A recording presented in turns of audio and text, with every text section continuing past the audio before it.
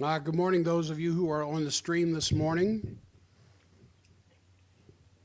I'm Jack Stockwell for Global Affairs Unfiltered. And just trying to hook up with K-Talk for a moment. So I'll ask you to be patient for just a moment, and then we'll get going here. What do you think, Paul? Mine won't even open. I'm working on even getting in. There was a time when I would be frustrated, anxiety-filled, and angered, but I just laugh now. I just laugh.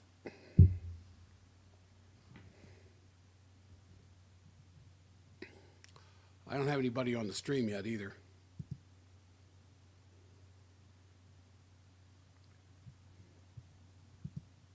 Well, I got in okay.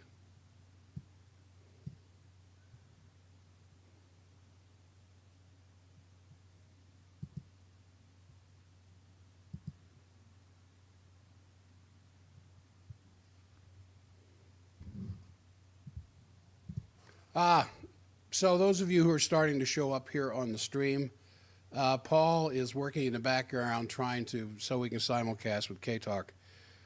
You know, you just kind of wonder what it's worth, how much longer this is going to go on. I have a really good show for you today. Great information, great stuff. And so I'm going to try to get to that here as we march along. It's just Paul is trying what he can in the background to get K-Talk up and running. And it's just, to me, it's hilarious. Okay, now. All right, let's see if that works. Let's see if we can make some sense out of that. All right, it looks like maybe we can. All right, thanks, Paul. All right, I've got several things I want to go over now that we're broadcasting at K-Talk as well. You're listening to Global Affairs Unfiltered. I am Jack Stockwell, and boy, oh boy, with Macron coming to the White House today and Starmer coming Thursday with their tails between their legs, begging for military and monetary support from the United States as they continue their heaven-sent mission of busting up the UK or the former Soviet Union. The only thing that I can do now is kind of laugh. Now it's saying that X isn't. Oh, yeah, X is on. X should be broadcasting. You know, if I was just doing one broadcast,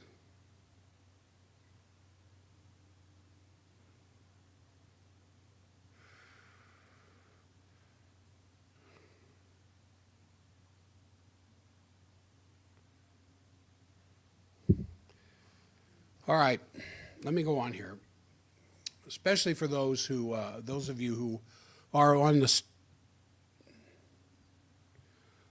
stream. It looks like I lost K-Talk signal. You know, I think I am probably the most patient person I have ever run across in my life. Really. I had that reputation as an LDS missionary back in the late 60s, early 70s. That the mission president knew he could put anybody with me that had a heart that nobody else wanted. You know, because you could always find something about them, something that was worth something.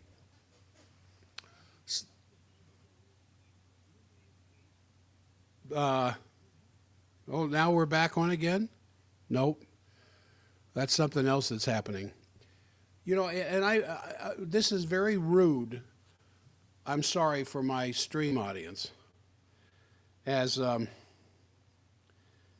think Paul's working behind the scenes to try to get something to work here. But you know what I'm going to do?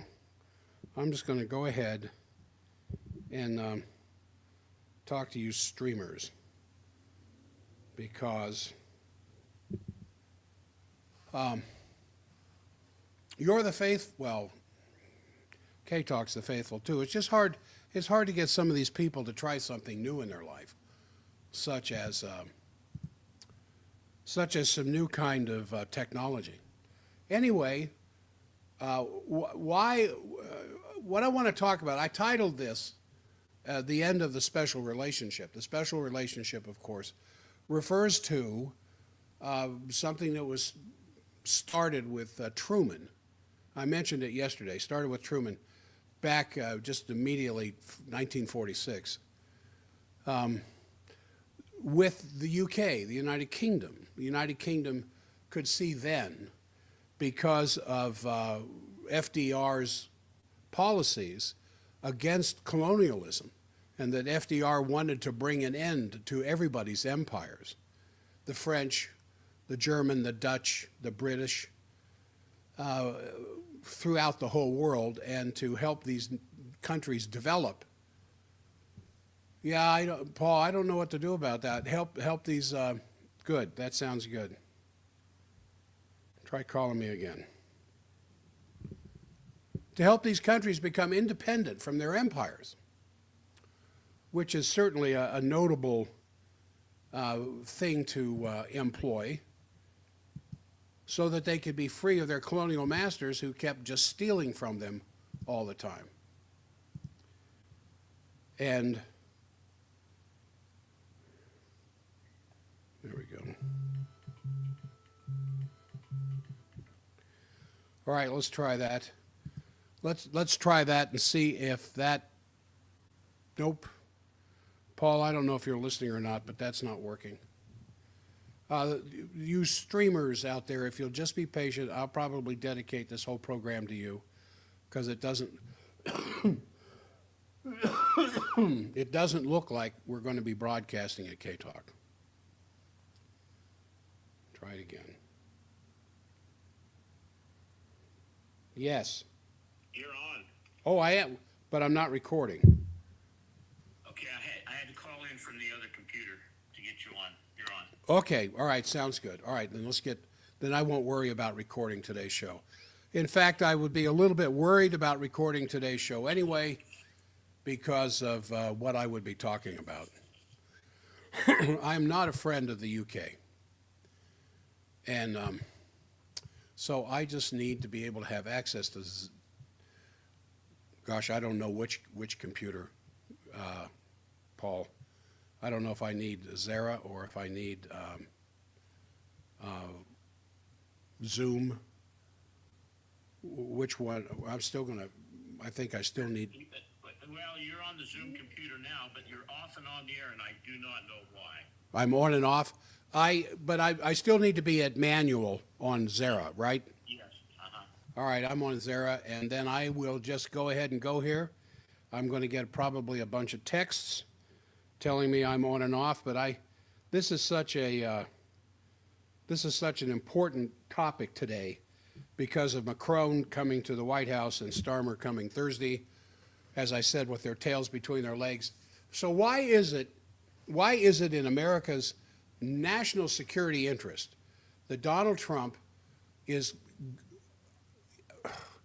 according to my fervent prayers, acting to curtail this special relationship that presently exists between the British Imperial and the Commonwealth Intelligence Services of the United States military and the United States military intelligence?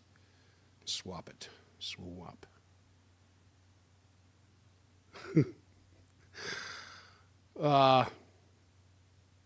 Gee. Let's see if Jack, you were on for 1 second, then you went off again. What did you change? I don't know. I don't know what's happening here, except am I on now? No. I don't know. Now all right, let me try this. And suddenly it's on and then off. All right, let me try this. Now am I on? I think I had two K-Talk hookups here on my phone, And maybe this one is recording. Let's see here if I'm coming through on this one here. Nope, there's still no recording taking place. All right, all right, I know what the problem was, Paul. I can probably take care of that. All right, again here, what we are, 15 minutes after the hour. You are listening to K-Talk, AM 1640 Sandy, as well as the stream, Global Affairs Unfiltered. So this is a very important show for me today. I'll be gone tomorrow, and so, and Paul, I'm going down to Phoenix. Now I'm off. All right. Now am I back on? I think I know something of what's going on here. I know I need to disconnect something.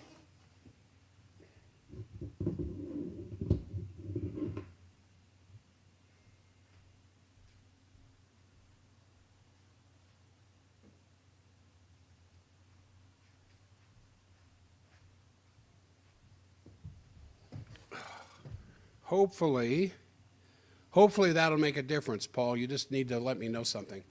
All right, and thank you for thanks, Bruce. Thanks.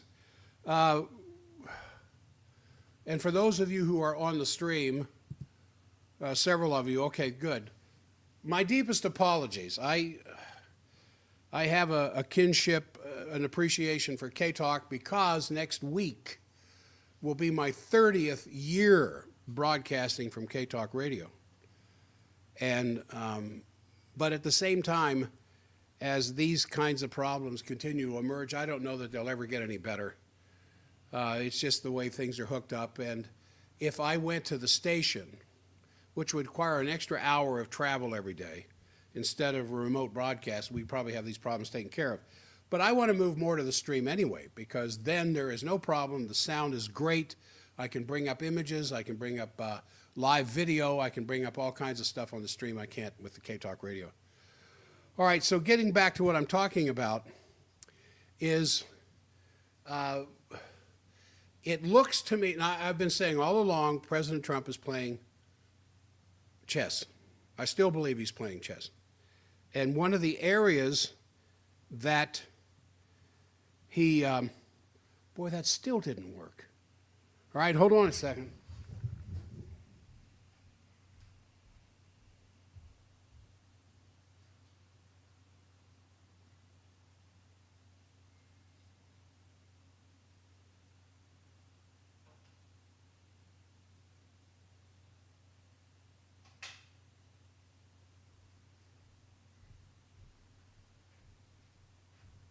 All right. That might help to some degree. All right.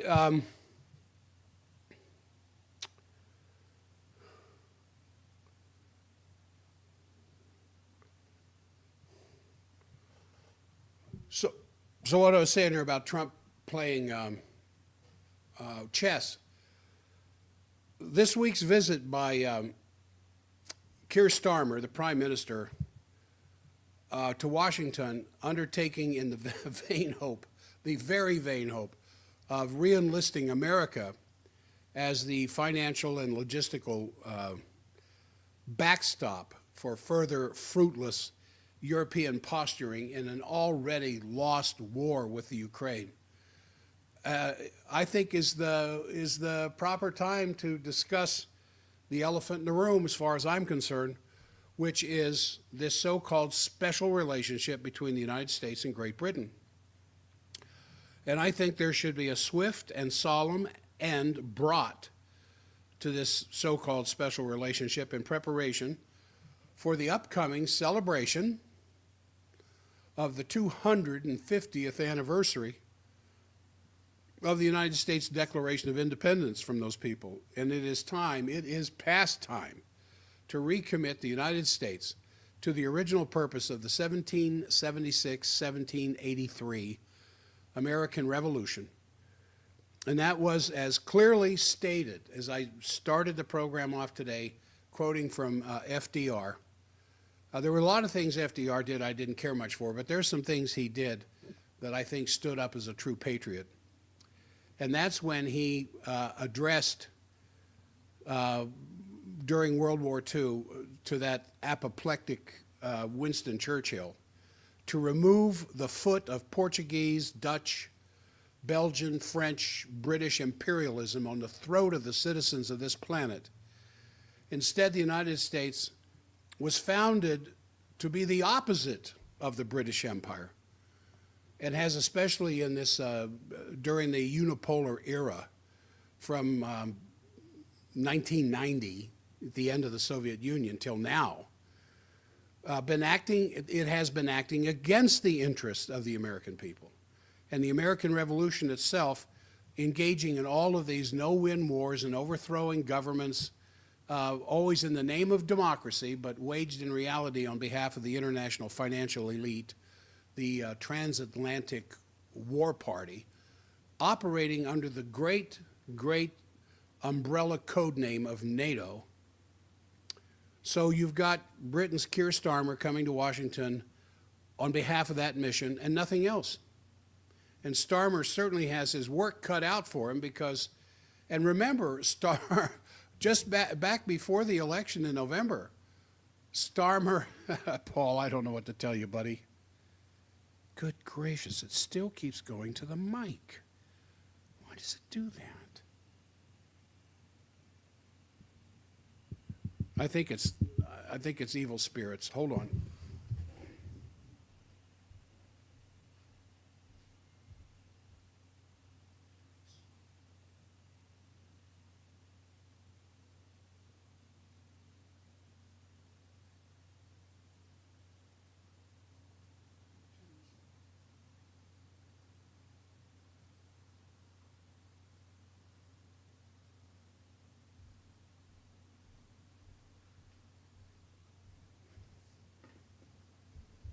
This is the height of unprofessionalism. I'm sorry. All right, let's see what we can do here. And unless you want to call again, Paul.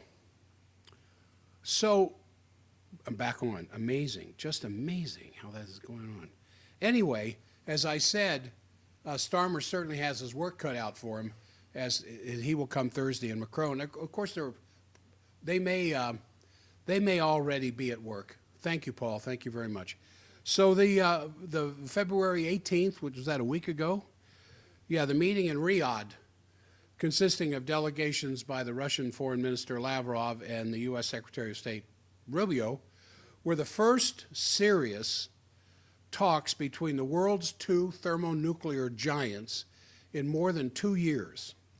I mean, that tells you how anti-American, how sick and pathetic and rotten the previous administration was. Not the least bit interested in American sovereignty. Interested in obeisance to their donor class, the military-industrial complex. Anyway, when before had such a breakdown in diplomacy between Russia and China ever been the case, even at the height of the Cold War, it was never this bad. And since 1945's dropping of the 2 atomic bombs, it has been self-evident that a breakdown in diplomacy between or among nuclear-armed nations is absolutely suicidal.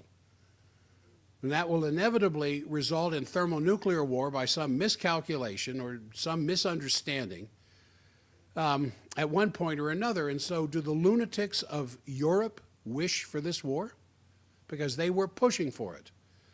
And whatever is in their minds, I think it is clear that they want the United States out in the forefront of such a war and continue to foot the bill in money, material, and if necessary, personnel. Now, people in the United States and around the world welcomed the fall of the Berlin Wall and the subsequent end of the Soviet Empire, but they thought that it would also mean an end to the dangers of thermonuclear war that we came so close to in 1962.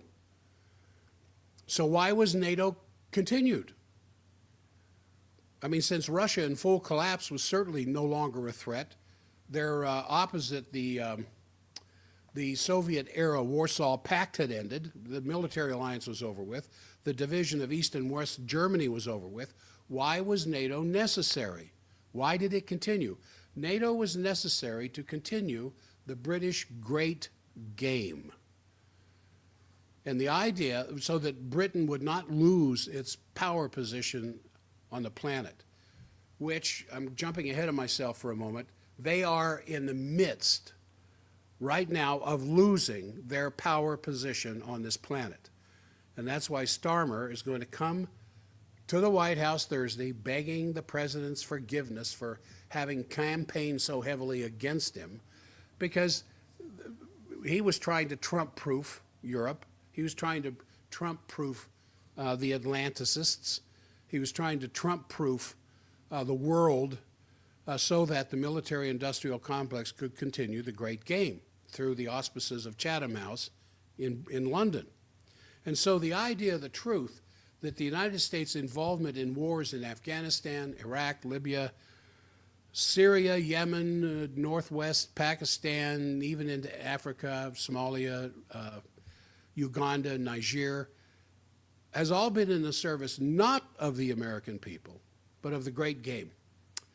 And it's engineered by the neocon forces in the Republican and Democratic parties, using all the way back to September 11th as their pretext.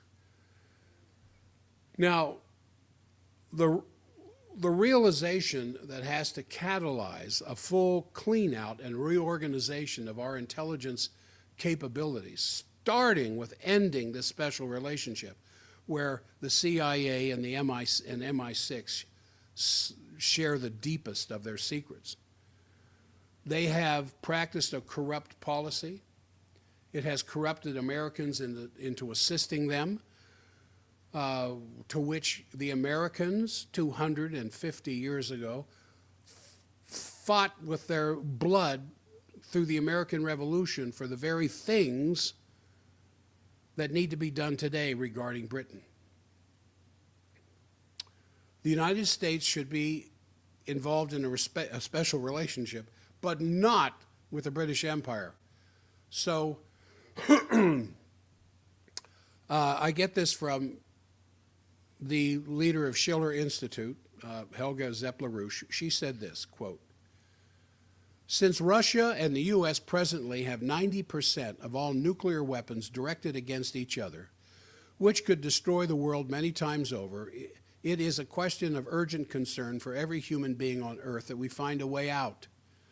The solution must be on a plane which overcomes geopolitics and takes the perspective of the interest of one humanity. We therefore express our hope that the President of the United States finds greatness in himself to adopt the viewpoint which was expressed by JFK in his historic speech." And then the historic speech that she's talking about, Kennedy said this, that they're in June of 1963 at American University's commencement.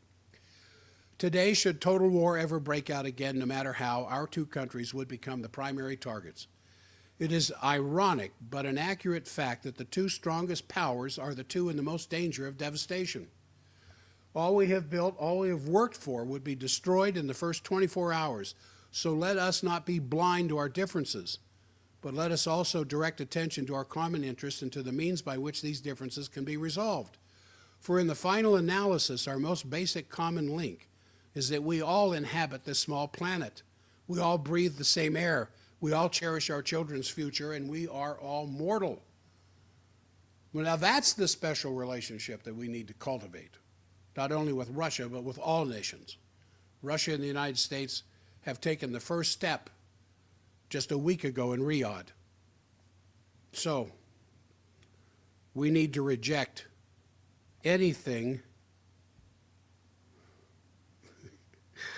that prevents the next step, the creation of a viable international security and developmental architecture soon to be taken from us, unless Trump can stand up and do what he needs to do. So the United States and the European Union were fighting here recently, yesterday, when the General Assembly passed two resolutions on the conflict in Ukraine. One was submitted by the Ukraine and backed by the EU, which denounces Russia, and the amended version of another, much simpler one, submitted by the U.S., and the Security Council voted to approve the U.S. resolution, And leading into the vote, the pro-war politicians were furious at the United States. This is from the Financial Times. If we look at the messages that come from the United States, then it's clear that the Russian narrative is there very strongly represented. Again, well, two sources told that newspaper that the U.S. called for the EU-Ukrainian General Assembly resolution to be entirely withdrawn. And then this goes on back and forth and back and forth. It just warms my heart to see that there is beginning to be a move in the U.S. delegation in the UN to tell the truth. And one of the things the UN delegation said, Russia didn't start the war. Oh my goodness, talk about apoplectic European leaders at that one. Joe Loria, who's the editor-in-chief of Consortium News, which is where I get a lot of my information, I highly recommend it, published this very useful article whose title was simply, "Yes, Ukraine started the war." So Loria begins with this review of the major U.S. and British press reports repeating the lies about how Russia's unprovoked invasion of the Ukraine, with the West rushing in to join the war. He said this, "In this case, the facts show that Trump is right." Loria then provided a detailed account of the launching of the war in 2014, funded and sponsored by the U.S. with help of the neo-Nazi networks that were in Ukraine. And he reports on John McCain and Victoria Nuland, their roles in the Maidan coup with their Nazi friends. And I'm going to quote from him here for a moment. In a very humorous manner, Joe Loria says this, "Think of an encampment of protesters in Lafayette Park, some of whom are violent, and they're calling for the ouster of the U.S. president from the White House across the street. And two senior Russian lawmakers then show up in the park. And they appear with protest leaders and address the crowd, encouraging them, telling them that Russia is with them. Then the Russian deputy foreign minister in charge of North American affairs appears in Lafayette Park, and this, of course, is the Nuland contrast, passing out cookies and food to the encamped demonstrators. Later, the minister is caught in an open telephone line discussing with the Russian ambassador to the U.S. the composition of a new American government once the president is overthrown.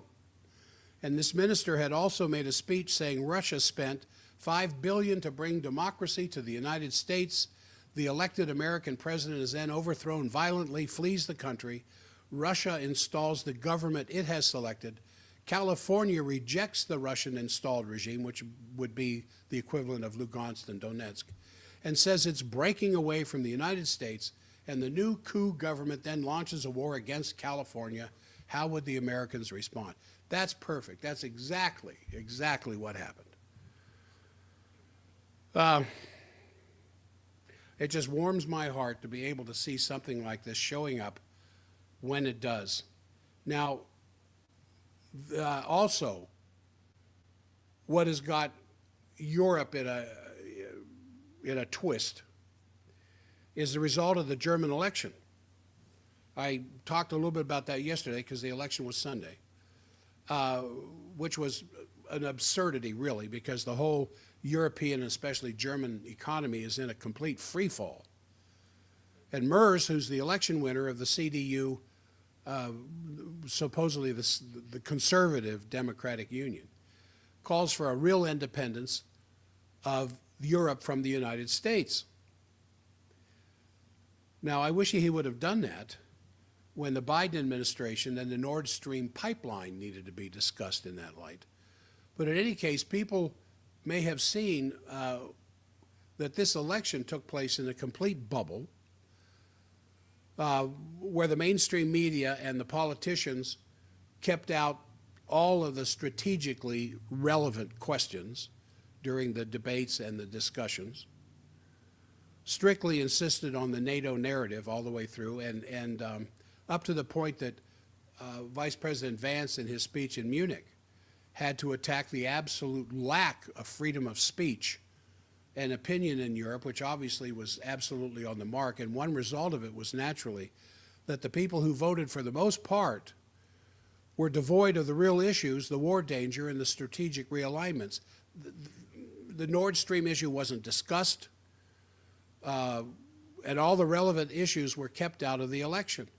And naturally, that's where the title bubble comes from, because what really means something to Europe as well as Germany is the imminence of war, with Germany being a major war target if things kept getting pushed the way they were under the Biden administration. These things were left out of the election. They didn't even talk about it. And so the CDU, that was supposed to have won by 40%, wins by 28%. The so-called Conservative Party, led by Merz, and remember, Merz is the BlackRock. He was the principal BlackRock representative in his relationship with Germany. And so it was an all-time low for the Social Democrats. Scholz is out. He'll probably remain chancellor until the new government is in. But politically, his career is over. But one of the high points of the German election is that the Greens only got 11%. But Merz doesn't have enough to form a government. And then still off and on with K-Talk. Merz, he'll have to pull the Greens in with him. And the Greens, of course, are for war as much as the Christians are for war. Although the people, the citizens, aren't. So that means the CDU and the Social Democrats will probably be able to form a government. I was talking about the Greens. I meant the Social Democrats. They probably won't need the Greens, because the Greens are only 11% anyway. But Merz will become the chancellor. Pistorius, who wants to militarily rearm Germany and put the Taurus missiles into Ukraine, will probably remain on as the defense minister. And so the whole organization that is going to become the new German government is oriented towards massive militarization of the German budget and of all of the European Union. And it looks like it's, quite in line with the Starmer British line that, according to the 100-year treaty with the Ukraine, Britain will continue to deliver weapons, now that the United States has said they won't. Von der Leyen is in Kyiv supposedly today, together with a bunch of other EU bureaucrats, and they're promising something like 3 billion more euros for the Ukraine. But in general, everything is going to militarization, which is what we've been told all along. And all the money that the United States has given the Ukraine, more than half of which they can't account for, was supposed to be for the military. We've known for a long time it was mostly for payoffs. But as I said, Merz said for the first time that the Trump administration is indifferent to the fate of Europe. When you listen to what Vance said in France and Hegseth said in the Munich Security Conference, the United States have a lot of other things to worry about than European security. And so, therefore, Germany has to finally get its independence from the United States, which is really amazing, since Merz, who now has been elected, his party's been elected, he's the head of it, he's an Atlanticist to the core, as I said. He was chairman of BlackRock's, chairman of the German Supervisory Board. He says that Germany now has to boost its defense and gradually achieve independence from the United States. That's definitely bad. Christian Lindner, the former finance minister and chief of the FDP Liberal Party, is leaving politics because of the failure of the party in the elections, really the only really good result of the election is that Greens leader Habeck is also leaving politics. He no longer wants to play any role with the Greens, which is good news. But I think peace is the big loser in this election. And so the War Party is going to try somehow, between von der Leyen and Callas and Starmer and Trudeau, because they were so deeply tied with the Biden administration and the deep state. So they kind of have to redefine themselves and reassemble their forces. But given the situation that in Ukraine is coming to an end, simply because Ukraine has no more manpower left, it doesn't matter how much more money the EU comes up with for the Ukraine, no matter how much more weaponry they come up with for the Ukraine, there's no men left. It's hard to fight a war without men. I hope that doesn't sound too sexist, but it's a difficult thing to do when you don't have any men. Now, obviously, this effort to go for militarization of the European Union is, of course, not without obstacles. One of them is that not all the EU members agree, and more of them are dragging their feet. And then you've got the Slovakians and Hungary and others that are calling on to lessen the agricultural imports from the Ukraine.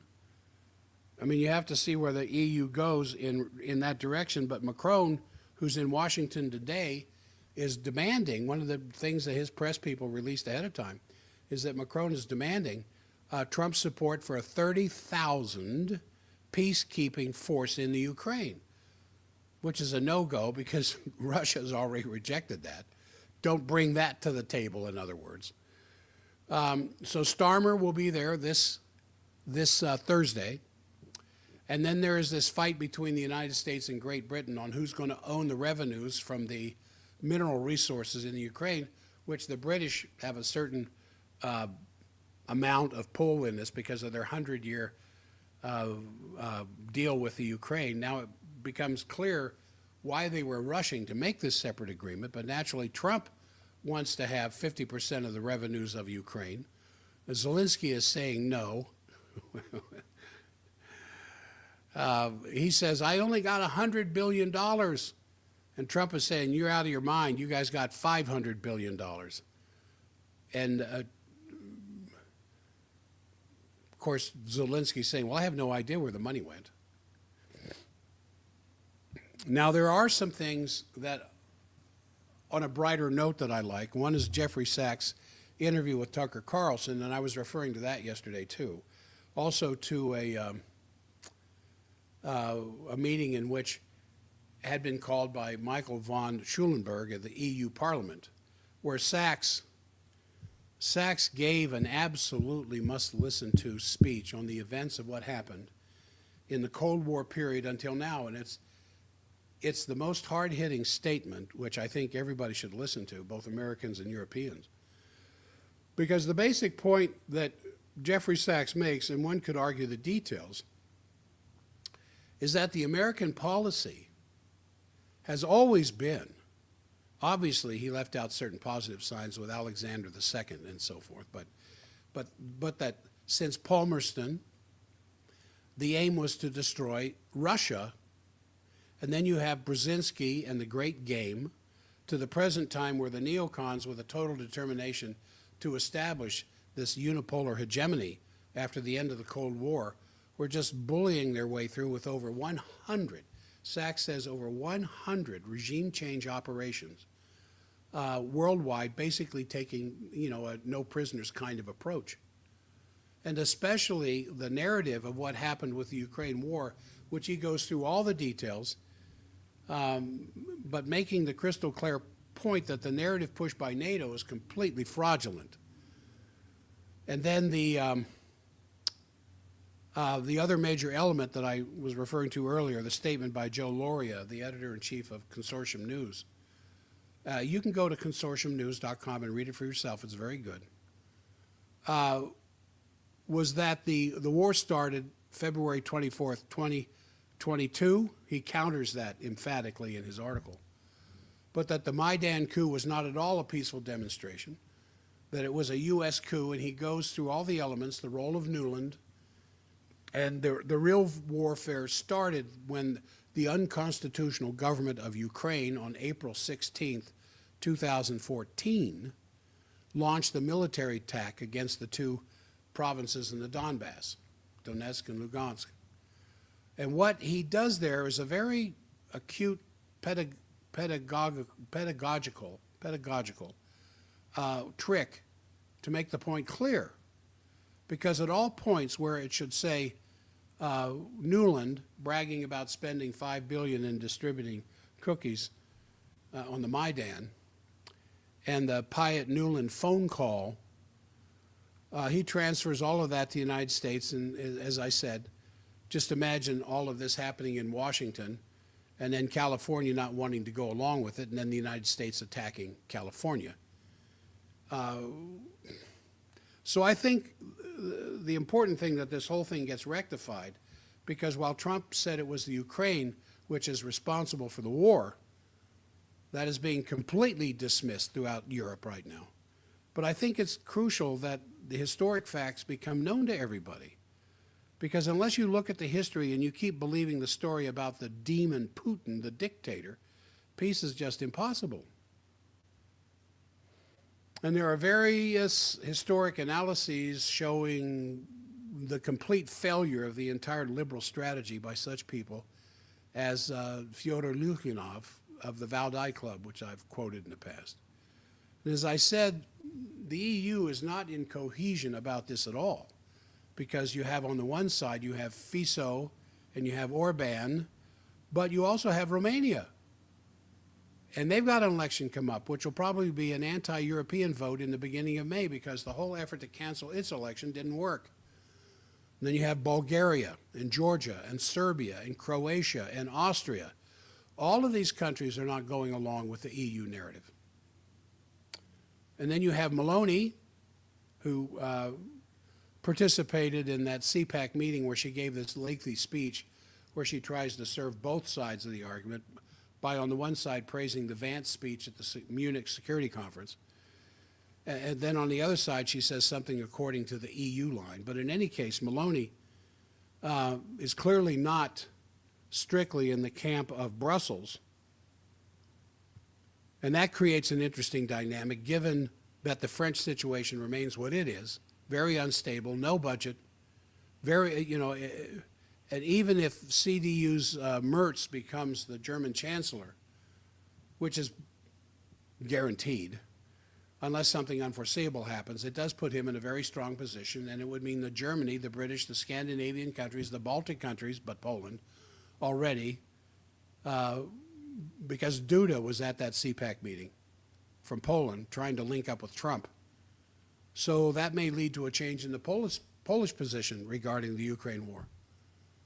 So, and then Trudeau, who's totally on the Anglo-American imperial war line, called Trump from Ottawa here the other day and pushed him to ensure that there would be a peace deal for the Ukrainians that offers security guarantees. And Zelensky offered that he might resign on the point that Ukraine would become NATO, which of course is utter lunacy.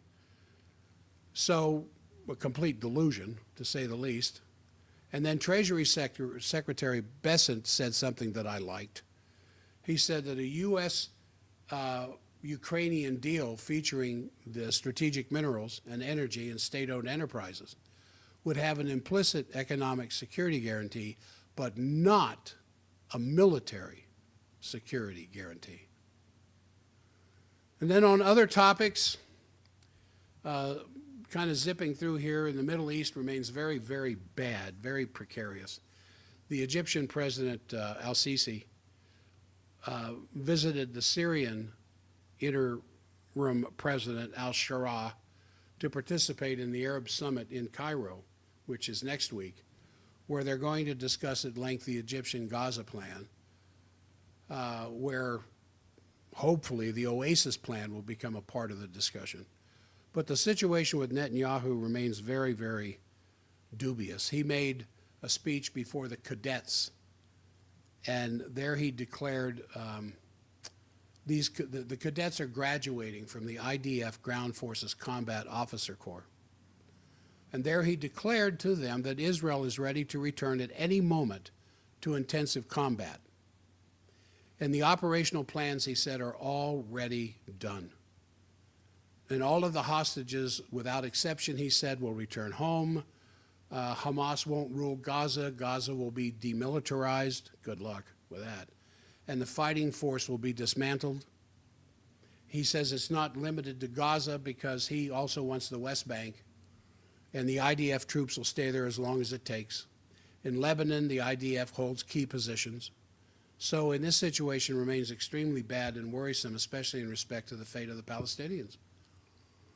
And I think one can only say, hopefully, that the kind of strategic dialogue which is taking place between Trump and Putin, where Rabkov said preparations are underway for also very probably soon meeting with Trump and Xi Jinping, and hopefully that will then change the dynamic overall, because Arabs are also united on their idea not to allow the Trump Gaza plan, but it does for sure require continued mobilization. Again, I want to reemphasize my opinions on this Trump Gaza plan. Trump had no intention. He just threw it out there. He had no intention of taking over Gaza and owning it and turning it into the Riviera of the Middle East, which Beirut was at one time. He just said these kinds of things to force the other side to do something about it. And then that's when all the Arab nations are getting together towards the end of next week. Well, actually, I think it's Tuesday of next week, for their alternative plan, which a lot of it is Egypt coming into the Gaza on a 3-year reconstruction plan with the Palestinians in place. So that's kind of a general update. Boy, it's taken almost an hour to do that with all the other interruptions. I don't know if I'm still talking on K-Talk. Let me see here. Oh, messes. Lots of on and off. It seems okay. Did you try YouTube? Paul Jensen, Jack Sholoff. All right, just looking at the messages coming in. All right, some domestic stuff before I get to some aspects of the American Revolution that I want to talk about. So Musk, of course, is demanding that federal workers report on their activity and show up in person or be fired. This is the second one. Musk said this: consistent with President at real Donald Trump's instructions, all federal employees will shortly receive an email requesting to understand what they got done last week. Failure to respond will be taken as a resignation. That was on the 22nd. On the 24th, yesterday, he upped the stakes. Musk upped the stakes. He said, those who ignored President Trump's executive order to return to work have now received over a month's warning. Referring to Trump's executive order to return in person. It was a month ago, one of his earliest executive orders. And he says, starting this week, those who fail to return to office will be placed on administrative leave. These measures will doubtless identify some unnecessary employees, but the driving intent seems to be something else: to reduce the size of the federal workforce by whatever means will achieve that result. So what I want you to keep in mind here, not only are there all kinds of people on Medicare who aren't alive, people on Social Security who aren't alive, what are you going to find out with all these federal posts? How many people are getting a check that may not be alive but may not be working for the federal government either? See, these are the things that Musk did with his companies, and when he would acquire a new company, this is one of his first things that he would do. Well, who's there and what are you doing? Now, if you're taking over a company of 50 people, that's one thing. But here, a company with several million employees, the federal government, it's very likely there's a lot of grift going on in there, as well as seriously.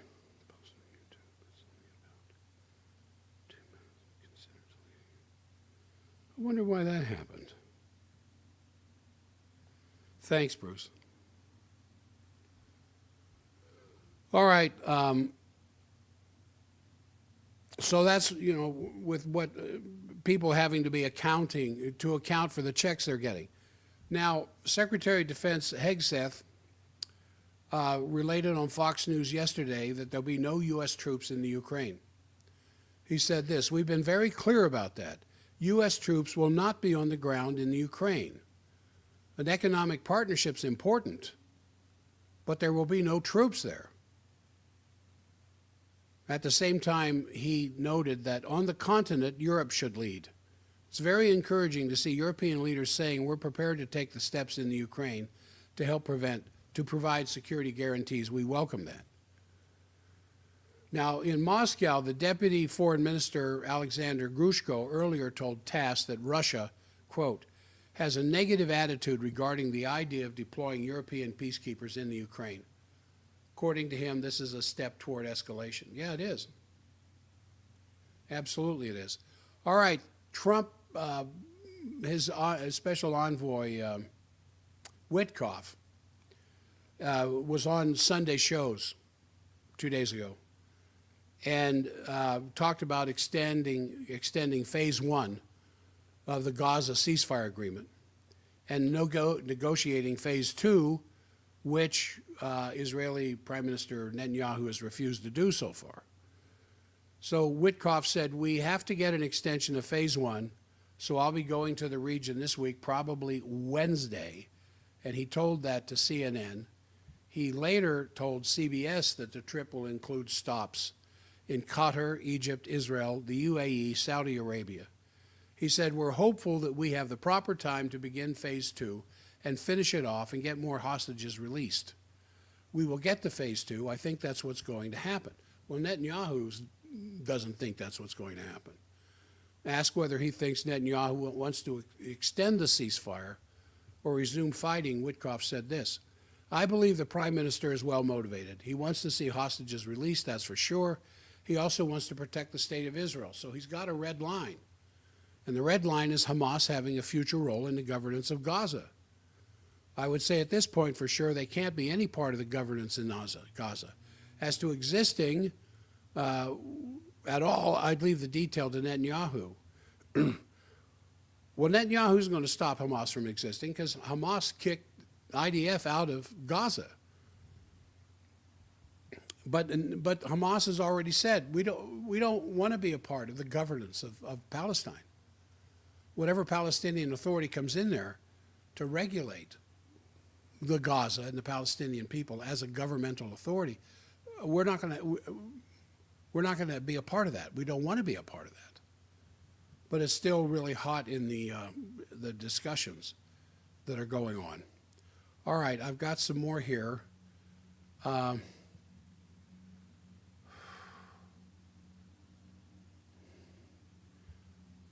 The nuclear umbrella, I don't want to get into that. The Ukrainian parliament, interestingly enough, it's Zelensky this, Zelensky that. Zelensky's authority to have anything to do with Ukraine was over in May of last year when his term ran out. And so the Verkhovna Rada, which is Ukraine's unicameral parliament, failed to adopt a resolution here this weekend on the support of democracy in Ukraine in the face of aggression of the Russian Federation. Only 218 members voted for the resolution, below the 226 required. No legislators voted against it, but 54 did not vote. And the operative part of the resolution says the parliament declares that its members and President Zelensky, quote, were elected in free, transparent, democratic elections with the invitation of international observers recognized by the entire international community. But no state in the world could, under the conditions of conflict Ukraine finds itself in, hold elections that would be recognized as free, democratic, and transparent by the world community. So while they're saying that in the midst of war, in the midst of all the criminal behavior obviously is going on in our country, all the grift, all of the graft, is that a word? All the stealing of all the money coming from the United States. If we were to have an election, it doesn't matter which way it turned out, nobody would believe it. So we're going to have a resolution in order to keep somewhat legitimate the actions of our government and Zelensky's behavior. And so, returning to the resolution, it says, Volodymyr Zelensky was elected in free, transparent, democratic elections. His mandate is not doubted by the people of Ukraine or the Supreme Rada of Ukraine, and the Parliament of Ukraine emphasizes the necessity of observing the principles of institutional continuity. Remember, blah, blah, blah. Provided for under Ukraine's laws, especially during martial law, and notes that President of Ukraine, Volodymyr Zelensky, should exercise his authority until a newly elected President of Ukraine takes office. Only the establishment of a comprehensive, just, and stable peace for Ukraine will make it possible to restore normal life in the country, an integral part of which will be to hold elections in the accordance with the Constitution and laws of Ukraine, observing all the international standards of a lawful state. Well, the problem, it didn't pass.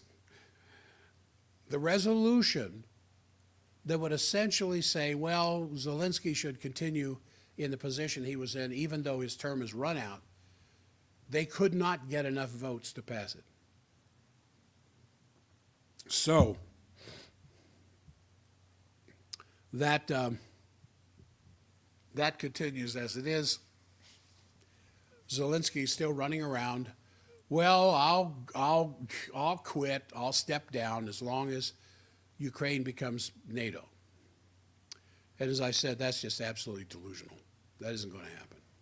So Prime Minister Netanyahu made it clear in that his speech to those graduating cadets, he's ready to return at any moment to intensive combat. He says the operational plans are already ready. He said this, all of our hostages, without exception, will return home. Hamas won't rule Gaza. Gaza will be demilitarized, and its fighting force will be dismantled. Now, according to the Times of Israel, Netanyahu came to the stage amid cheers and boos. And when he held up a photo of Shiri, Ariel, and Kfir Bibas, some in the crowd yelled out in protest.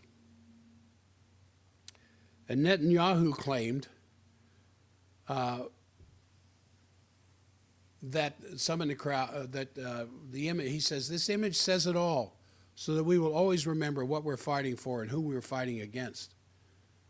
And so Netanyahu did not limit himself to the war in Gaza either. In the West Bank, Netanyahu said IDF troops will stay in cities as long as it takes. The tank platoon that Israel has introduced into the West Bank means that Israel is fighting terrorism with all its means and in all places. Oh, brother.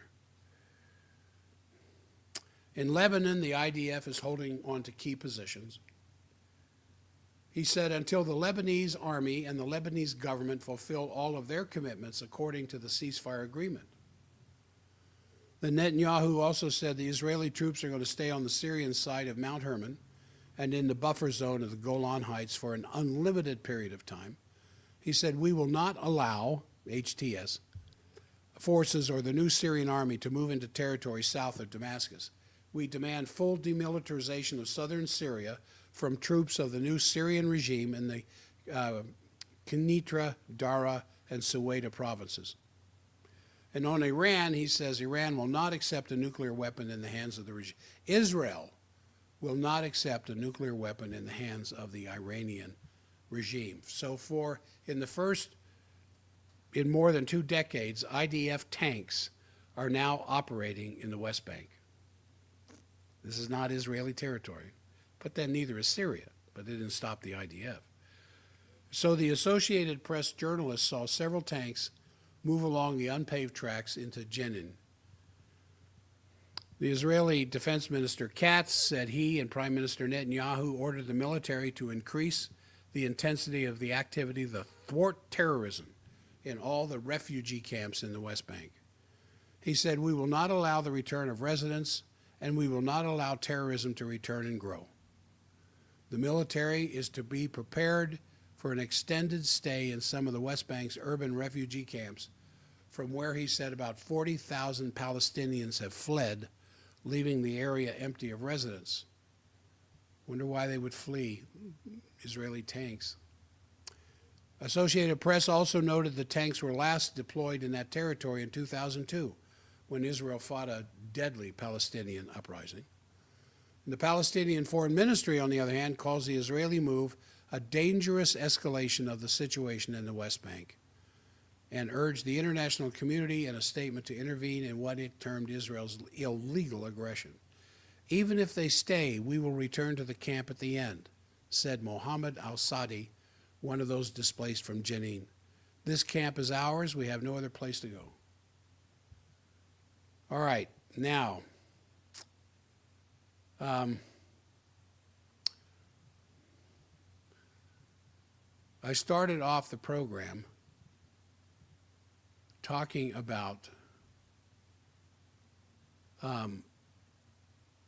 why it is in the national security of the United States that President Donald Trump act to curtail this special relationship that presently exists between the British Imperial and Commonwealth intelligence services and the United States military and military intelligence.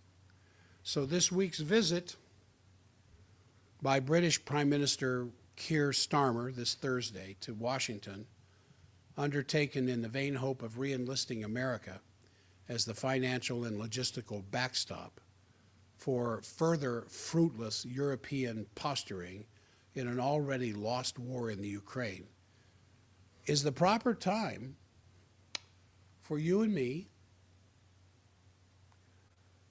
and the American people to question what exact benefit does the United States gain from the so-called special relationship with Great Britain? Or to put more positively, should a swift, solemn end be brought to the U.S.-British special relationship in preparation for the upcoming celebration, the 250th anniversary of the United States Declaration of Independence?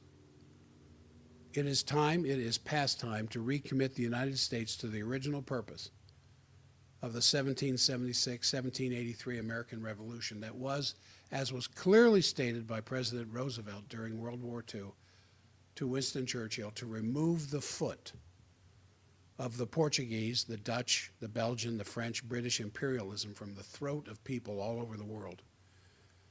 Instead, the United States, founded to be the opposite of the British Empire, has, especially in this unipolar era from 1990 up till now, been acting against the interests of the American people. The American Revolution itself engaging constantly in no-win wars, overthrowing governments always in the name of democracy, has waged in reality on behalf of the international financial elite instead, this transatlantic war party, operating under, as I said earlier, under the code name of NATO. So Britain's Keir Starmer will be in Washington this week on behalf of that mission, and nothing else. And this is not to suggest that there aren't sound, even essential reasons for maintaining open and extensive connections to many of the intelligence services worldwide, including those of Great Britain. But it's to state categorically, however,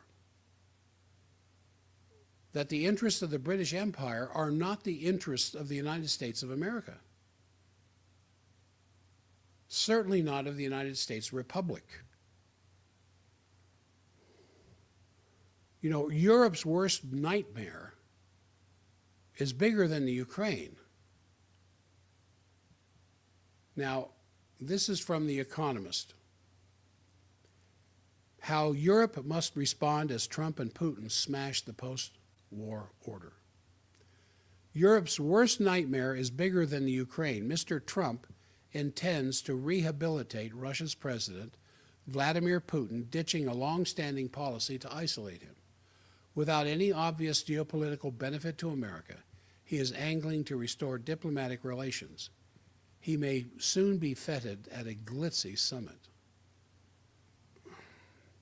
So the economist writers who put out that screed and their City of London sponsors know exactly what the real reason was for that February 12th Putin-Trump phone call, and it wasn't about the Ukraine.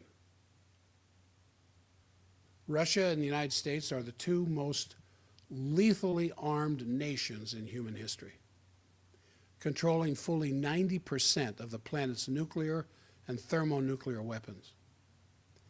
These two adversaries have just received a downward spiral into civilization-ending total warfare from late November 2024 through January 20th, 2025, was as more dangerous than the '62 Cuban Missile Crisis. That's from the time of Trump's election until the time of Trump's inauguration.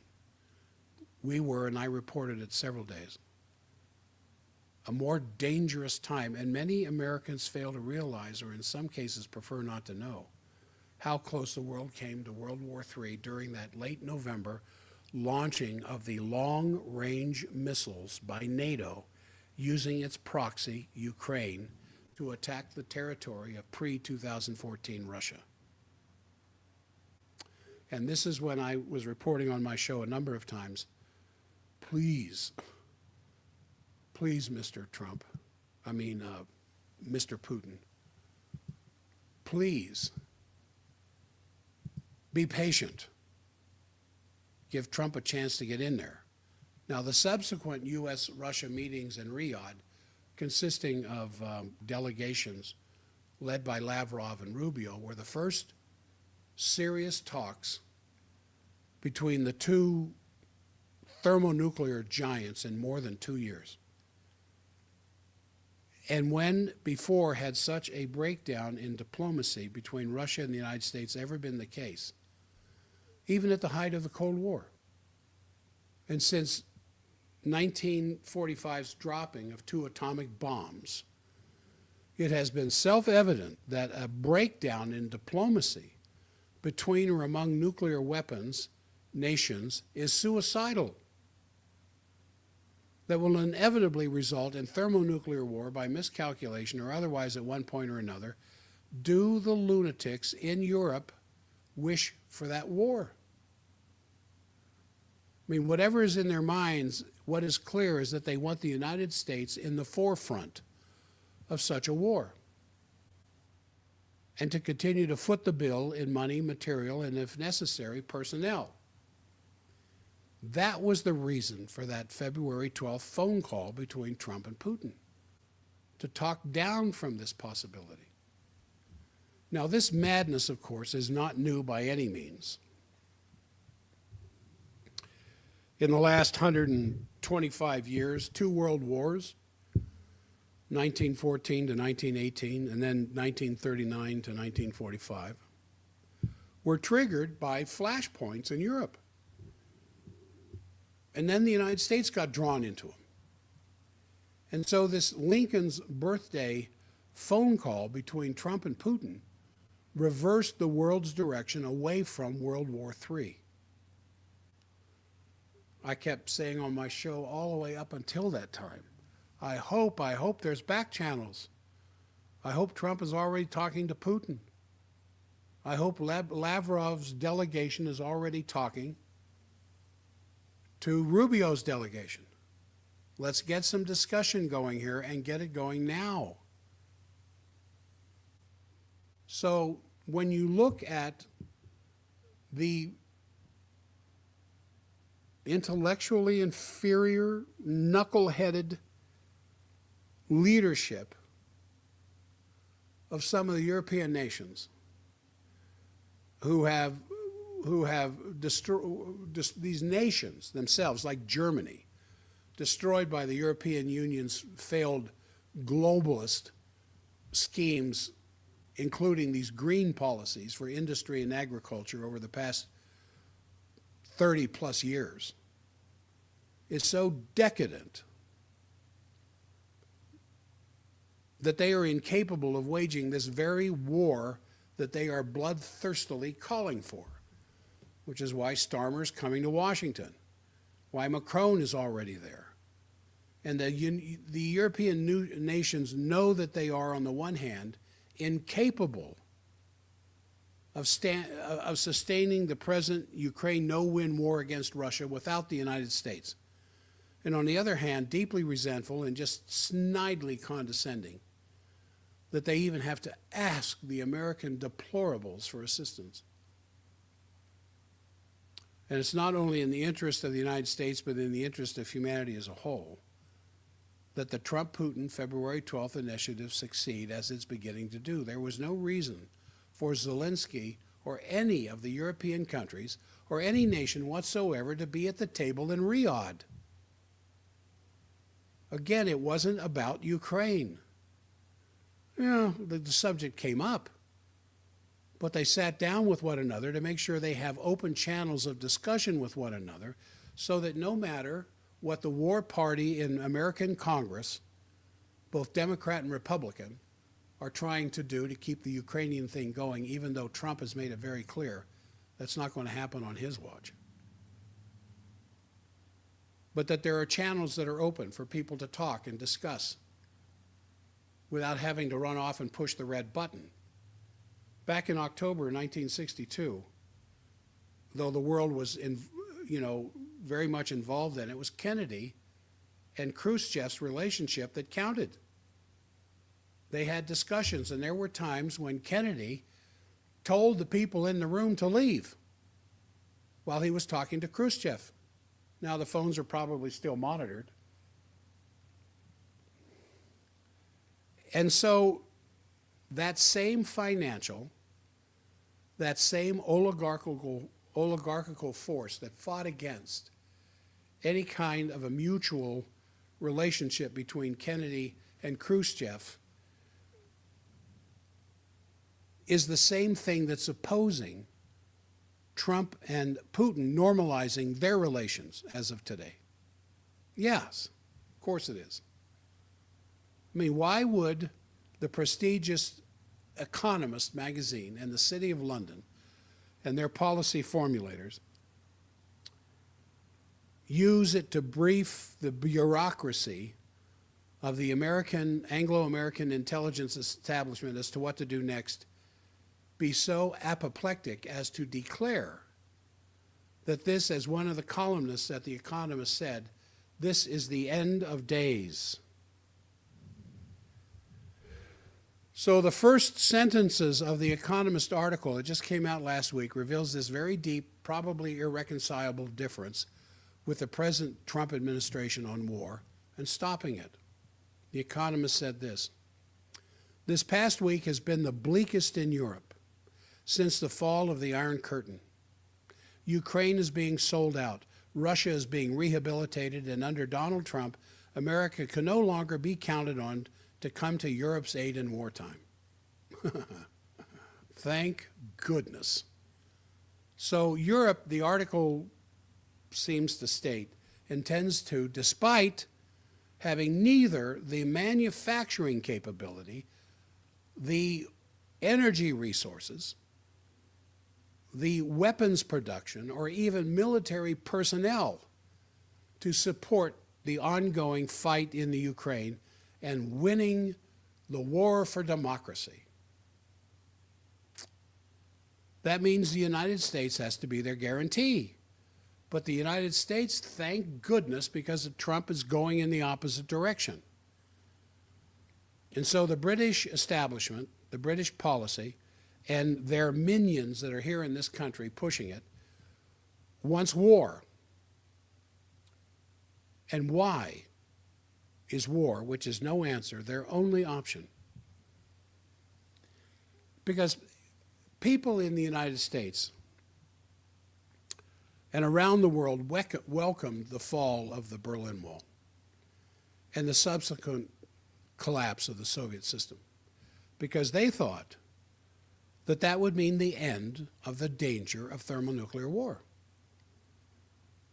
But why was NATO continued? Since Russia was in full collapse, clearly no longer a threat. I mean, they're the opposite. The Soviet Warsaw Pact military alliance was over with. It had ended. And the division of East and West Germany had ended. Why was NATO even necessary? Well, as I was talking about it a little bit at the beginning of the show, NATO is necessary to continue the British Great Game. And most people, like Zbigniew Brzezinski and Henry Kissinger or Tony Blinken, still find the concept of real war as a game. Even despite the decades of video war games being used to desensitize younger generations to killing and warfare, but not the war party, because they seem to derive this erotic satisfaction as well as financial and geopolitical benefit from killing. So in October of 2008, at a meeting in Bishkek, the American ambassador to Kyrgyzstan, Tatiana Goler, found herself in a very testy confrontation with the infamous Prince Andrew of the British Empire when she protested against the idea that the great game politics should be a template for all the policies of Central Asia. Prince Andrew then turned to the regional politics and he stated boldly that, quote, the United Kingdom, Western Europe, and by extension you Americans too, are now back in the thick of playing the great game, more animated than ever, and this time we aim to win. So they came out, this is 2008, and they admitted it then what they were doing. And they called it the Great Game because that was a name given to it by Brzezinski in his book. And so British figures like Sir Alfred Milner, Halford Mackinder, Stuart Chamberlain, and even earlier ones like Palmerston and Benjamin Disraeli were the 19th and 20th century master players of the Great Game, desperately trying to keep alive the British Empire. And they wanted to conquer what they referred to as the Eurasian heartland for world power, because they knew that Russia had to be disintegrated as an entity if the empire was ever going to get control of Eurasia. So the great game that is talked about today by, referred to in the last few decades by Kissinger and others, is not a new thing. It's not just something lurking from the past. The U.S. government's Commission on Security and Cooperation in Europe, the CSCE, also known as the Helsinki Commission, you remember that, held a live-streamed seminar in June of 2022, right after the special military operation began in the Ukraine. And it was called Decolonizing Russia, a moral and strategic imperative, which advocated the piece-by-piece dismemberment of Russia, breaking it into 10 or more regions. I've talked about this on the show in the past. And the former American Secretary of State Kissinger, in a speech delivered to Chatham House in 1982, said this, quote, in my period in office, the British, and this is, listen carefully to this. In my period in office, the British played a seminal part in certain American bilateral negotiations with the Soviet Union. Indeed, they helped draft the key document. In my White House incarnation then, as Secretary of State, I kept the British Foreign Office better informed and more closely engaged than I did the American State Department. A practice which, with all affection for things British, I would not recommend to be made permanent, but it was symptomatic. Kissinger was a willing part of the British great game. So you have Kissinger and Brzezinski, Carter's national security advisor. And, I brought this up regarding Carter's recent demise and all the praise that was being lavished on him all the time. When I don't know if he knowingly knew he was selling out America when he was president or not. I mean, regardless of the wonderful humanitarian things he did after he got out of the presidency, some of the stuff that was going on under his presidency, the same thing that the Bush empire was doing under the Reagan administration, just horrible international stuff. Anyway, you have Kissinger and Brzezinski and Samuel Huntington, all protégés of Harvard University's William Yandell Elliott. And the saying, before Hitler there was Harvard, refers to the Anglophile tradition among the Boston Brahmins that pushed the supremacy, including white supremacy, of the British Empire and the practice of the great game. And Kissinger's statement that history is not made in the South, and Brzezinski's 1970s declaration that there will be no Japans south of the United States border, meaning there's no country south of the Rio Grande that's going to ever get to the developmental stage that Japan ever did,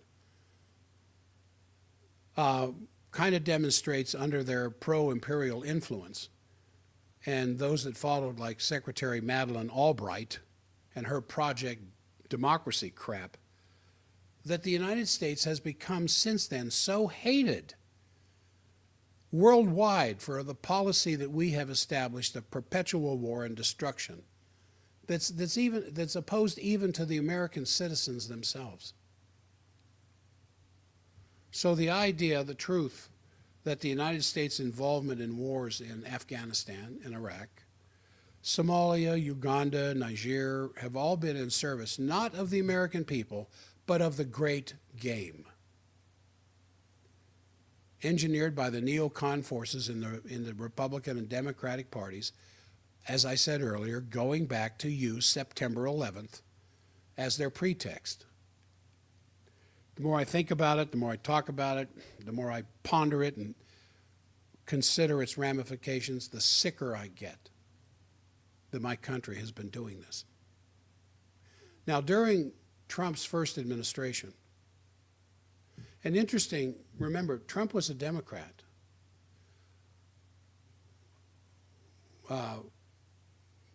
Tulsi Gabbard was a Democrat. Bobby Kennedy Jr. was a Democrat. I don't know if Musk ever was or not. But look at what is turning in the country right now. During Trump's first term, he went in rah, and we're going to change things, and we're going to clean out the deep state, till he found out what he was up against. And the Crossfire Hurricane and the Russian collusion and all the crap and the lies and everything that was mounted against him. He was paralyzed. He couldn't do anything. But was he impeached twice? Lucky he stayed in office.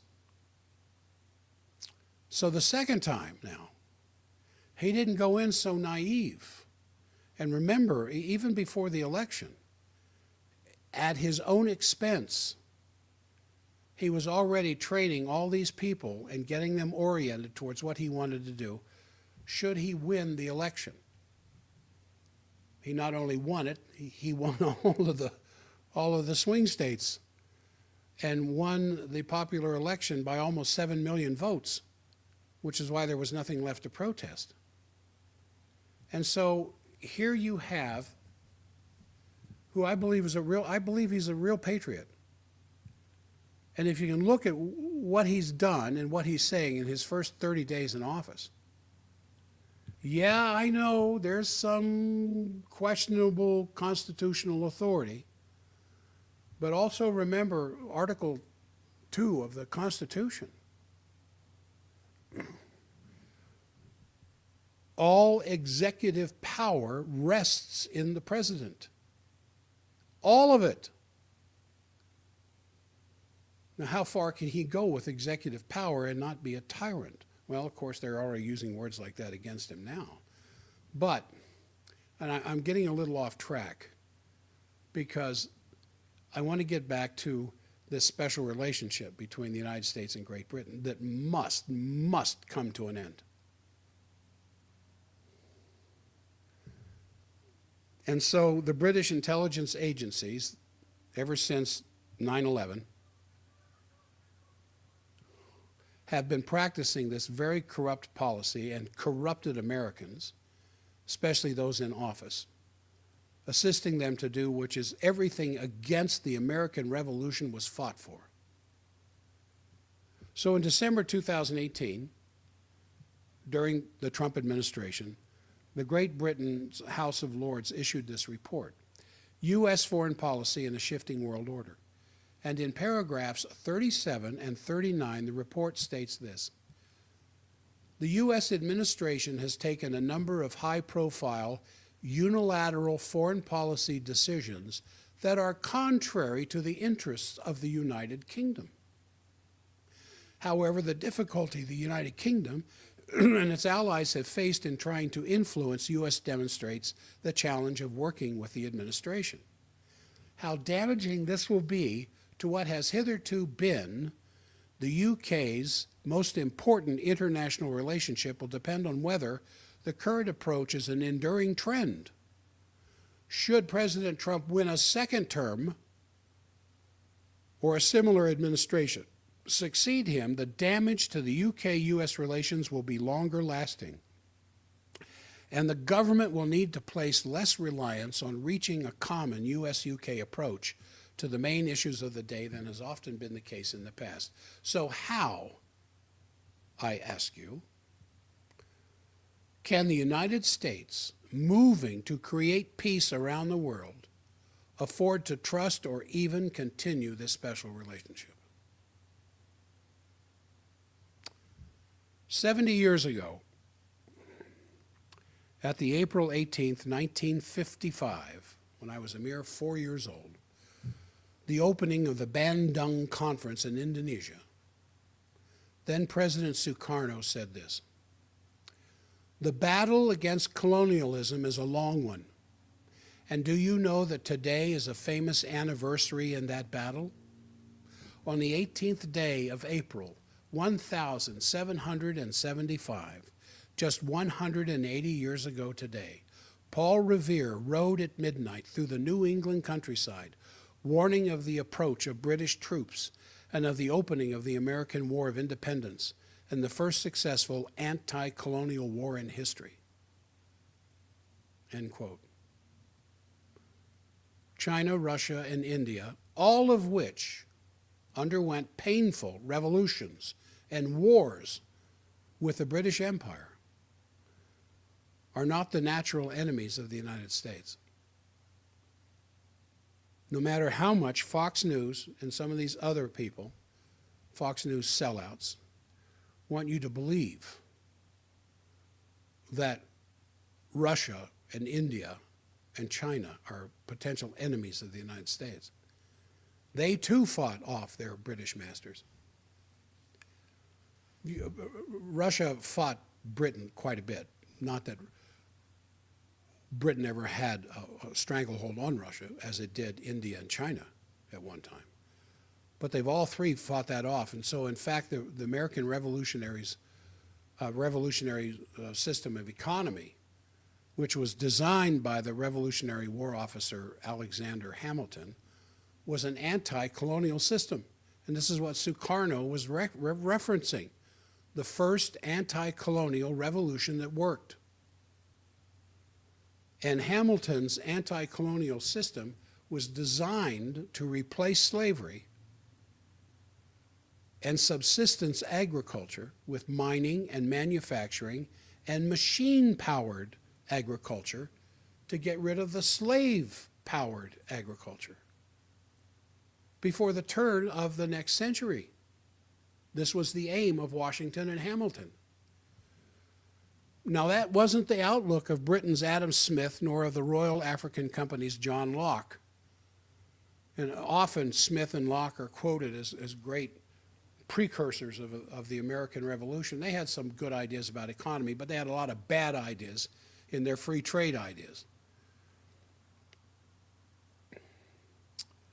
But Hamilton, who was a protege of Franklin, of course, and since the days of Hamilton's American Economic Revolution, which consolidated our victory on the battlefield against the British Empire, failure to study his reports, and he's in his early 20s. His manufacturing report, his public credit report, his national bank report, and his report on the constitutionality of a national bank, and the work of those American system economists who followed, has caused great confusion.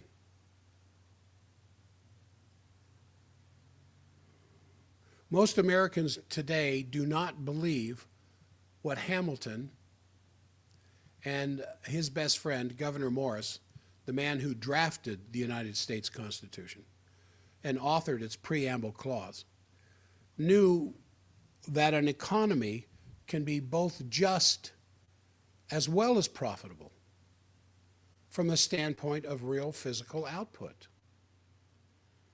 And this was, when I was studying this, was about the time that I was first introduced to LaRouche's 4 laws, involving re-regulating the banking system by returning to Glass-Steagall regulations, reestablishing the credit functions of a national bank of the United States. Trump alluded to this a few months ago, but I haven't heard a word out of him since. Issuing emergency federal public credit only for productive physical economy activity, such as high-speed rail, water projects, energy projects, highway reconstruction, shipyard reconstruction, these kinds of things, not hedge funds. And so LaRouche's 4 laws are just perfect for catalyzing a discussion about how the principles of economic development, not the British Empire's idea of imperial subjugation, could define a whole new American foreign policy that starts with economic development to end the war, whether in the Ukraine or in Gaza or Sudan or Libya, which I think is part of the chess move that Trump is doing anyway regarding Gaza and his outlandish, outrageous assertion that the United States will just take over Gaza and own it. That was simply to get the other side to come up with something more sensible, which they're in the process of doing, that will come out of this March 4th meeting, I'm sure. But the idea to establish an economic development. And so all of a sudden, Egypt comes forward and says, okay, here's our plan. We will move into the Gaza, and in 3 years, we'll have Gaza rebuilt with businesses, with trade, with industry, while the Palestinians stay in place.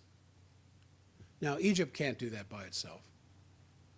But this is the kind of thing that the American economic policy under Washington and Hamilton at the end of the Revolutionary War was well established to the point they paid off the debt of the Revolutionary War by the end of the second term of Washington. Then there's always the agents of the British Empire that were in the South, agents in the North, especially the Boston Brahmins, who were not only interested in the special relationship between the UK and the United States, were descendants of UK masters, UK lords and ladies, born there and then come over here and get the British businesses established, especially in Boston and Philadelphia, and having a greater loyalty to them than to the United States. And that has been the battle with the British Empire and the United States ever since. And when they learned in 1812 they could not militarily subjugate the United States, the only thing left was with money and credit. And so they were behind Jackson in the big crash of 1837. They were very much against Lincoln with Lincoln's greenbacks because Lincoln was moving away from British money, the reestablishment of the American National Bank. And then Garfield got killed over it, McKinley got killed over it, and Kennedy got killed over it. Kennedy got killed for several reasons, but that was one of them, moving away from the British banking system. Now, Keir Starmer is going to be showing up here Thursday, Prime Minister of Britain. They really need to put in Farage, but Starmer's in there for right now. And his campaign to perpetuate war is an extension of the Great Game. I don't know, I mean, even the Iron Lady herself, as seen as a kind of a major curveball in British politics. Her policies, along with George Bush Jr., kept the Great Game going and got us into Afghanistan. And now Keir Starmer is coming Thursday to campaign to perpetuate war. Should not only be rejected. In fact, I had these fantasies when he was introduced into the Oval Office with President Trump. And President Trump would go right up to him and grab him by the ear and haul him right out of there and throw him out the front door of the White House. But that wouldn't look good. And so he's coming because he wants American troops, he wants American money, and he wants American weaponry continue to flow to the Ukraine. Because they've got to break up Russia. When ironically, it's the European nations that are breaking up. The European Union has serious problems, and these recent elections against the ruling autocracies. The EU is falling apart. I don't know if 5 years from now there'll be an EU. I don't know that 2 years from now there'll be a NATO. As long as Trump can stay alive and continue these policies.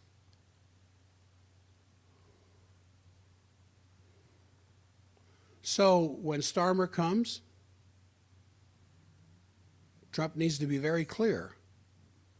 This special relationship is over. Oh, we'll do trade with you, but we cannot possibly go on with your anti-Russian attitudes. And so I've been, you know, I've played on the show in the past, or I talked about it in the show in the past, one of Edgar Casey's prophecies,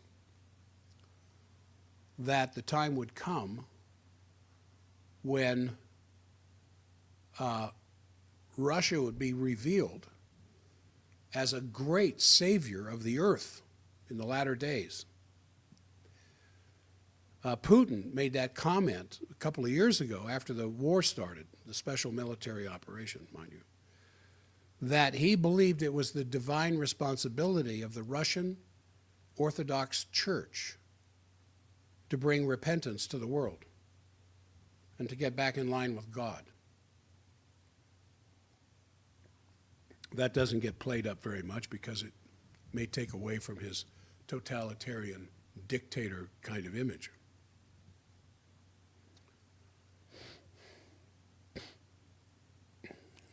One of the first things he did, because the Russian Orthodox Church was banned by Zelensky, the teaching of the Russian language was banned by Zelensky.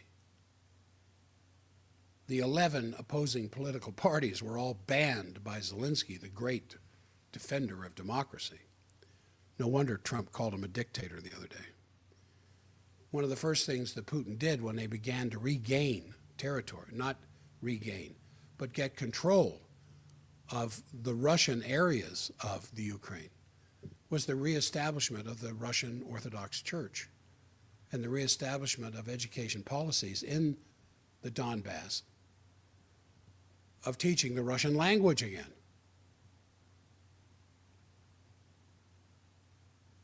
And so Starmer will be here Thursday. I know I keep saying that. Macron is there today. And in its place of this special relationship between the UK and the United States, which is essentially the trading of sensitive, top secret military intelligence. Why don't we deliberately have a direct relationship then with the citizens of England and the citizens of Scotland and the citizens of Wales and the citizens of Northern Ireland to end this drive to war? In her urgent appeal to the citizens and institutions from all over the world, including the United States and the President of the United States, the next President of the United States.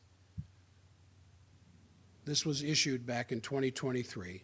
Helga Zepp-LaRouche, the founder of the Schiller Institute, said this: "Since Russia and the United States presently have 90% of all nuclear weapons directed against each other, which could destroy the world many times over, it is a question of urgent concern for every human being on the earth that we must find a way out.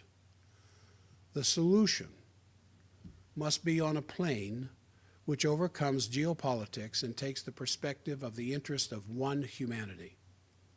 We therefore express our hope that the next President of the United States finds the greatness in herself or himself to adopt the viewpoint which was expressed by JFK in his historic speech."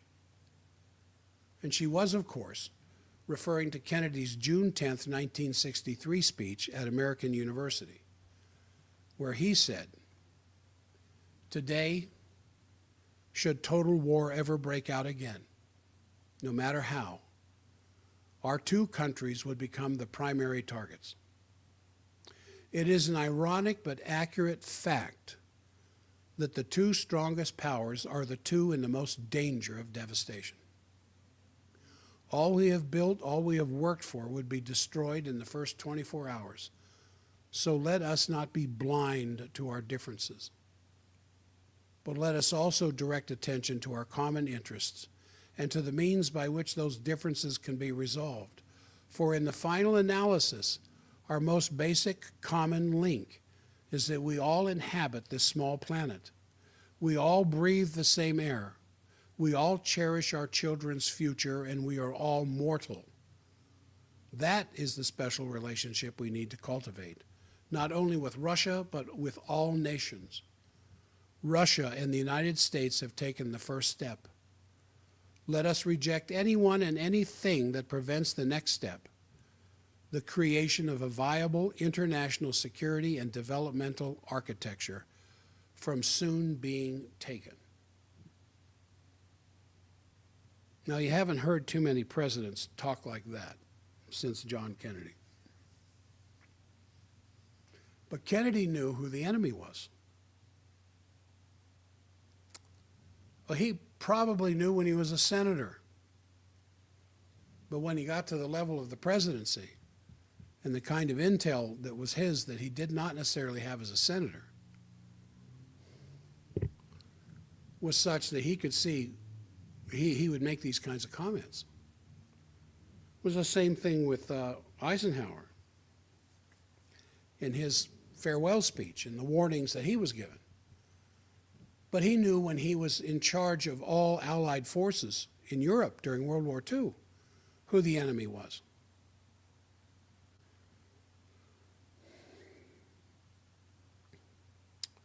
And while the immediate military enemy might be the Axis powers, it was the power behind the Axis powers that was the enemy, and still is today. The interagencies, the deep state in its deepest manifestation, that has, you know, when we think of raw milk and the cream coming to the top and all the wonderful things you can do with that cream,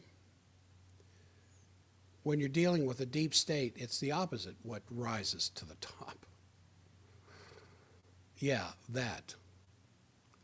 And it ends up getting into positions of power, gets into diplomatic positions, gets in intelligence positions, military positions. And that's what you've had, especially since 9/11. Some of the most serious, murderous, conniving, treasonous scum America has ever produced. And it wants this special relationship to continue. And Trump, may God preserve his life, knows this because he makes little comments from time to time that he knows what's going on. And look at who he's put in charge of national intelligence. Look who he's put in charge of the FBI. And to make America healthy again, Bobby Kennedy Jr. And then you look at Rubio. I was spitting mad when he picked Rubio, because the comments that have come out of Rubio's mouth is he's a war hawk. But look at what he had to say in Riyadh last week. He started talking about the multipolar world, not the unipolar world. When I saw that, I thought it was a misprint. That doesn't sound like Rubio. The only thing that could possibly be more dramatic to me in what I consider a 180-degree turnaround would be for Lindsey Graham to stop his war talk and say something decent about preserving the lives of the Palestinians. So I hold out for a lot of things. I consider myself the eternal optimist. I wake up every morning happy. I woke up this morning happy. I have, you know, a lot of problems in my own life that I have to deal with every day. Sometimes they're pretty rough. Family stuff, business stuff, professional stuff, whatever.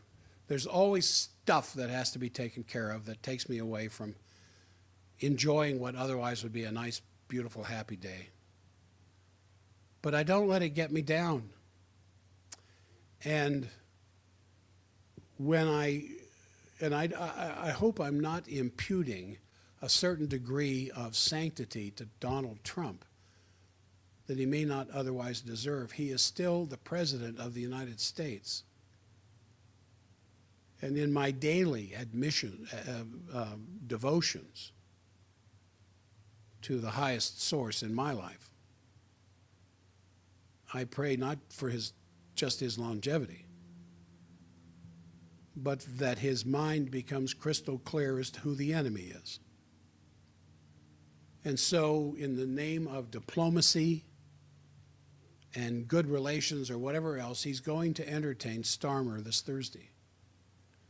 Starmer is going to be coming for money and weaponry and personnel because they've just got to beat those stinking Ruskies. Trump knows the war in Ukraine's over. It's lost. The Russians have won it. That's why the Russians are in a commanding position. You don't sit down with the other side after you've won the war and give concessions. You give demands, or the fighting continues. And there's nothing to oppose them because we're not sending. Apparently there's a few things that have gotten through, just as we're still sending 2,000-pound bombs to Israel. I think that's a chess sacrifice move that Trump's making, but they're not using it. And the Moab, the mother of all bombs, that the Israelis have no possible way of delivering those to Iran. It would take American cargo jets to deliver those things.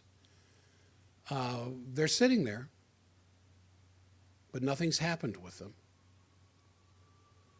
That I still hold out great faith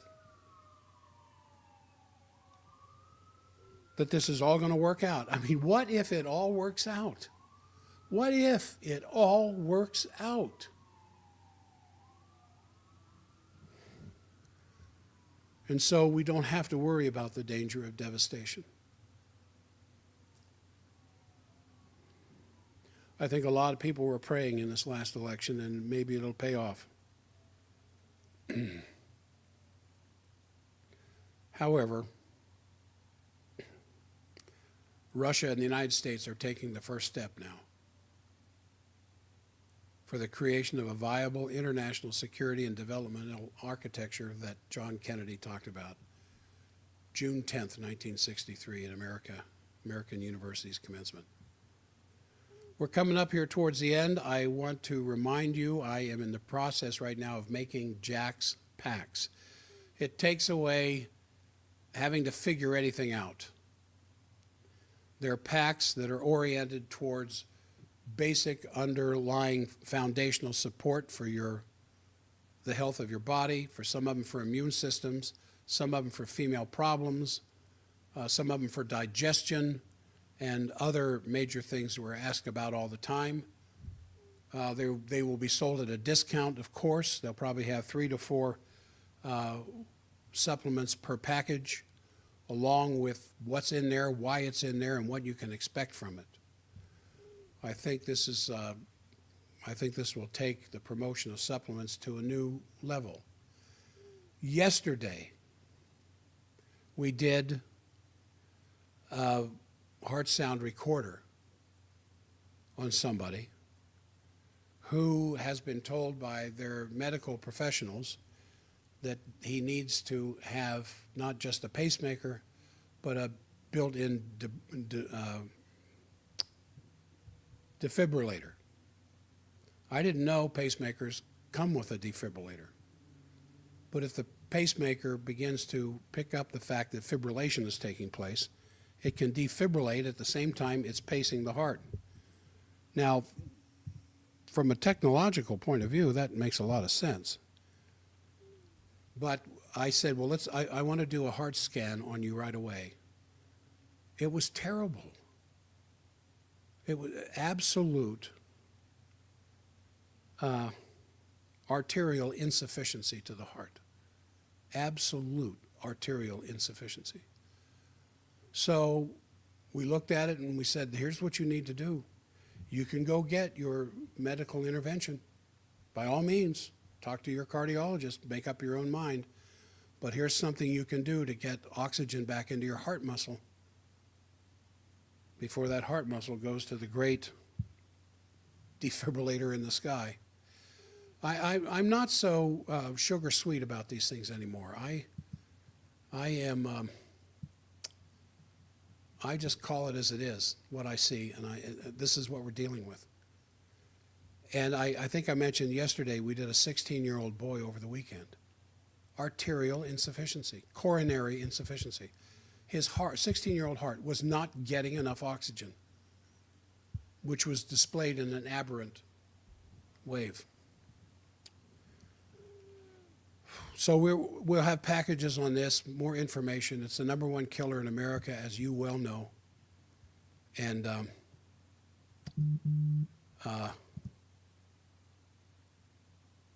it's so important. No radio show today? Oh, I'm so sorry. I really am. But it's being recorded at YouTube and at X. It should be recorded. Available there. So anyway, that will do it. You keep your wits about you. You're all my friends. You mean the world to me, and it means the world to me that I continue to be able to do this. I will see you Monday.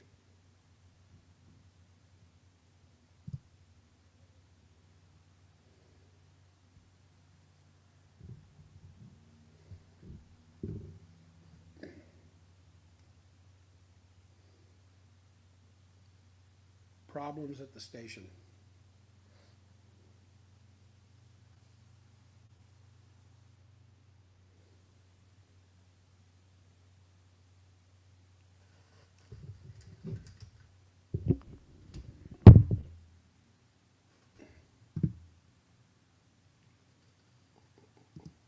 So those of you who were part of the program here today, and thank you for your comments. Apparently there was no broadcast at the radio station. I don't know why. Paul couldn't figure it out. And if Paul can't figure it out, it's serious. However, I'll continue to do this. I want to increase the stream audience. You could help me do that by sharing these broadcasts and liking. I hope I'm not pandering. Anyway, that'll do it for today's show. I am catching a plane tomorrow for Phoenix. I'm going to go teach what I do in Phoenix for 3 days, and then but I'll be back again next Monday.